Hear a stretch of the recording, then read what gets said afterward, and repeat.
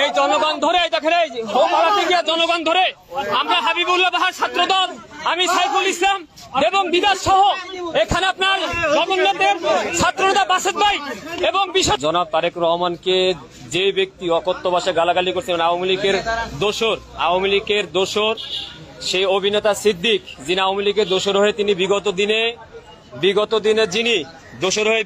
আওয়ামী লীগে আপনি অনেক কিছু করছেন।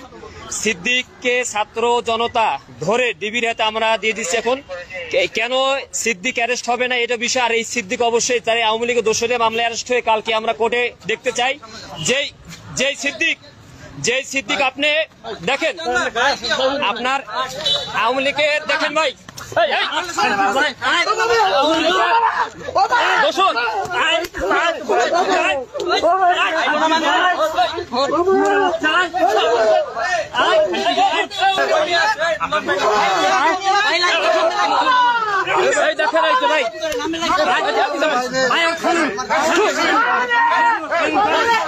এই জনগণ ধরে দেখেন, এই জনগণ ধরে আমরা হাবিবুল্লাহ বাহার ছাত্রদল, আমি সাইফুল ইসলাম এবং বিকাশ সহ এখানে আপনার জগন্নাথের ছাত্রনেতা বাসেদ ভাই এবং বিশেষ করে আপনার ছাত্র দলের কেন্দ্রীয় সংসদের যুগ্ম সম্পাদক আপনার এই দেখেন, আমরা এখন পুলিশের হাতে আমরা দিয়ে দিলাম, সমর্থ করলাম। কেন সে অ্যারেস্ট হবে না, কেন সে চালানো হবে না? আওয়ামী লীগের দোসর তাকে কোনোভাবে ছাড়া হবে না। আমাদের হাবিবুল্লাহ বিশ্ববিদ্যালয়ের 2টা ছাত্র শহীদ হয়েছেন, আপনার 100 আহত হয়েছেন। এখানে আপনার এই যে গুলিবিদ্ধ অমর ছিল 18 তারিখে ছাত্রলীগের একেবারে অ্যারেস্ট করতে হবে। আমরা পুলিশের হাতে বারবার তুলে দেওয়ার পরও পুলিশ কেন ছেড়ে দিচ্ছে সেই জবাব পুলিশকে দিতে হবে। আমরা অ্যারেস্ট চাই, ছাত্র জনগণ পালাবার সময় তাকে হাতে নাতে ধরা হয়েছে ভাই। ইতিমধ্যে আমরা এই দেখেন জনগণ তাকে গণদোলায় দিয়েছে আওয়ামী লীগের দোসর অভিনেতা সিদ্দিক। আমরা তাকে থানায় আমরা ডিবি অফিসে নিয়ে আসছি, কিন্তু ডিবি কোনো কার্যক্রম করছে না। বারবার বলছে একটু পুলিশ নিয়ে আসছে, তাকে রমনা থানায় অবশ্যই সোপর্দ করতে হবে।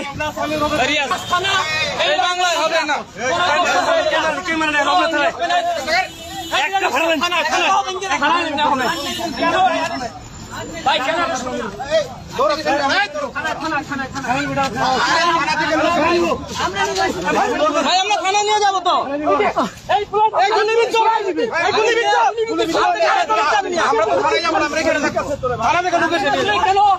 কেন নেবেন না থানায় আপনারা?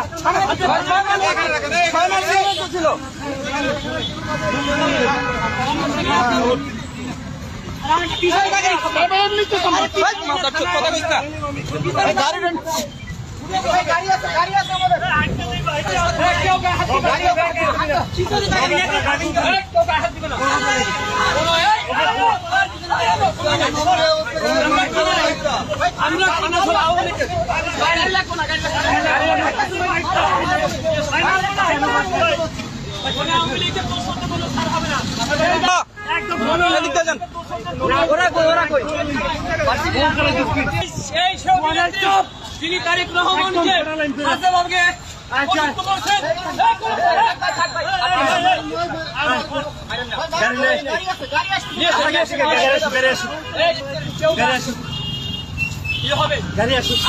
কোন দোষর যে আওয়ামী লীগের আপনি জানেন বৈষম্য আন্দোলনে বৈষম্য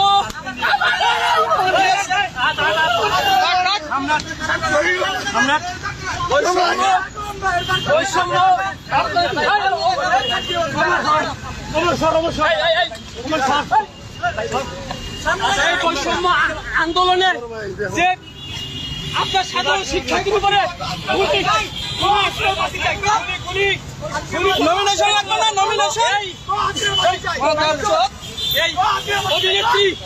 এই অভিনেত্রী আপনার ও কিন্তু সরাসরি ছাত্রদের বিপক্ষে গিয়ে ও গুলি করার সে পক্ষে দোষদের পক্ষে ছিল, তাকে কোনো ছাড় হবে না। আপনি জানেন ভাই, আমাদের 2 জন শহীদ হয়ে গেছেন, 100 রুপায় হাত হয়েছে, গুলিবন্ধ ছিলেন, হবে না।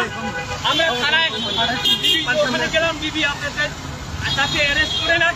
বাংলা জমিনে কোন আওয়ামী লীগের দোষর সে অভিনেত্রী হোক, সে ক্রিকেটার হোক যাই হোক তাদের কোনো ছাড় হবে না। আমার ভাইয়ের রক্ত যখন দিয়েছি রক্ত আরো দেবো, তারপরে কোনো আওয়ামী লীগের দোষের এই বাংলায় থাকতে পারবে না ইনশাআল্লাহ। যেহেতু জীবন দিতে আমরা প্রস্তুত, আমরা জীবন বৈষম্যের পক্ষে এই সিদ্দিক, এই কুলাঙ্কার, এই জঘন্যতমূলক, সে কিন্তু বৈষম্য আন্দোলনের পক্ষে ছিলেন না। এ কিন্তু ডিরেক্ট হাসিনার পক্ষ নিয়ে, দোষণ নিয়ে সাধারণ শিক্ষার্থীদের বাংলাদেশের বিপক্ষে তিনি দাঁড়িয়েছিলেন এবং বাংলাদেশের ছাত্রদের যে পরিমাণ ভুল করেছিলেন তাদের পক্ষে তিনি দাঁড়িয়েছিলেন একটিমাত্র আসনের জন্য। কিন্তু ভাই এই অভিনেত্রীকে আমরা কিন্তু আওয়ামী লীগের যে দোষর তার বিচারে বাংলা জমিনে হবে, আওয়ামী লীগের আস্থানে এই বাংলাদেশে হবে না। একটি স্পষ্ট বার্তা বলতে চাই, সে ক্রিকেটার হোক, সে অভিনেত্রী হোক, কোন আওয়ামী লীগের দোষরে বাংলাদেশ হবে না, তার বিচার হবে। ডিবি কার্যালয়ে ডিবি বলছে প্রায় শপথ করতে চাই আমরা ডিবিকে বিশ্বাস করি না। কেন্দ্রীয় সংসদের আপনার যুগ্ম সম্পাদক জগন্নাথ বিশ্ববিদ্যালয়ের আপনার সাবেক ছাত্রনেতা আসেন ভাই, তাকে ধরা হয় ভাই, আমরা কিন্তু করে দিচ্ছি।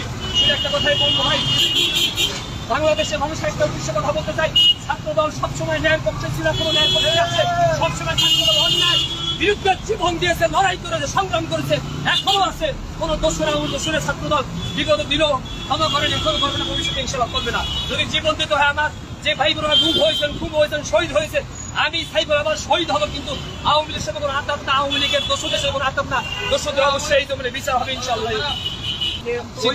দালাল সিদ্দিককে আমরা ছাত্র জনতা হাতে পেয়ে পুলিশে হস্তান্তর করছি।